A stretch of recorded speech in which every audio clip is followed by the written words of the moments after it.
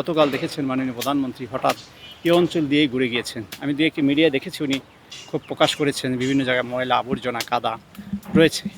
এগুলো আমরা এটা করে দুই পাশে আমরা সম্পূর্ণ কমপ্লিট করে ক্লিন করে আমরা এখানে আবার গাছ লাগাবো এবং এখানে আমরা মানুষকে বসার ব্যবস্থা করে বিভিন্ন জায়গায় গুলশানে আপনি কোরাইল বস্তি এলাকায় আমরা কাজ করেছি, উত্তরাস্ত বিভিন্ন সেক্টরে করেছি। এখন আমরা এখানে বিজিএম ভবন, দক্ষিণ মেট্রো এবং এখানে শান্তমরিয়াম ওয়ার্ল্ড ইউনিভার্সিটির পিছনে এই লেকটা 3 দিকেই গিয়েছে। এখানে প্রায় 3 কিলো জায়গা 3টা ব্রিজকে আমরা পরিকল্পনা করে আমরা এই কাজটা হাতে নিয়েছি। আজকে 10 দিন চলে এটা কাজে চলমান।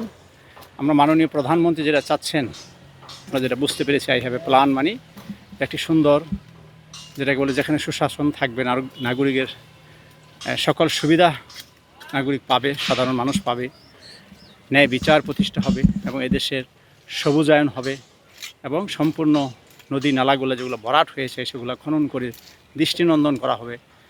উন্নত দেশের আদলে এটাকে গড়ে তোলার জন্য উনি চিন্তা করছেন এবং চেষ্টা করছেন, যেটার ফলশ্রুতিতে গতকাল দেখেছেন মাননীয় প্রধানমন্ত্রী হঠাৎ এই অঞ্চল দিয়েই ঘুরে গিয়েছেন। আমি দু একটি মিডিয়ায় দেখেছি উনি খুব প্রকাশ করেছেন বিভিন্ন জায়গায় ময়লা আবর্জনা কাদা রয়েছে।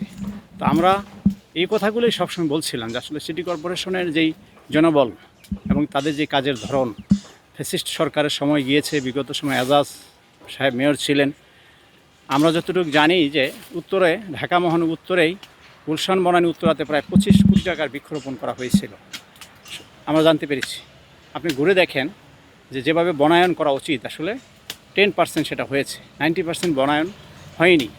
এই কথাগুলোই আমাদের এলজিডি প্রতিমন্ত্রী মহোদয় আমাদের যখন নিয়েছিলেন, আমাদের দাওয়াত দিয়ে আমরা সচিবালয়ে গিয়েছিলাম, আমাদের কাজ দেখে উনি খবর দিয়েছিলেন, কথা বলেছেন এবং বলেছেন যে বনায়ন এবং এই যেটাকে ক্লিন করা এটা কীভাবে করা যায়। আমাদের কিছু ফর্মুলা আমরা দিয়েছি। যাই হোক, সরকার কী উদ্যোগ নেবে সেটা আমরা অপেক্ষায় রয়েছি, কিন্তু আমরা আমাদের উদ্যোগে এই দীর্ঘ 6 থেকে 7 কিলো লেককে আমরা সম্পূর্ণ যেটাকে বলে এটাকে একদম ক্লিন করে দুই পাশে ওয়াকওয়ে আছে, দেখেন আপনার হাঁটার জায়গা আছে সুন্দর, কিন্তু এটা দখল হয়ে গিয়েছিল। আমরা এদেরকে বুঝিয়ে এবং আমাদের ব্যাপক আজকে প্রায় শতাধিকের কাছাকাছি নেতাকর্মী শ্রমিক ভাইরা কাজ করছে, প্রতিদিন 30 থেকে 50 জন শ্রমিক ভাই একটা ভেকু কাজ করছে।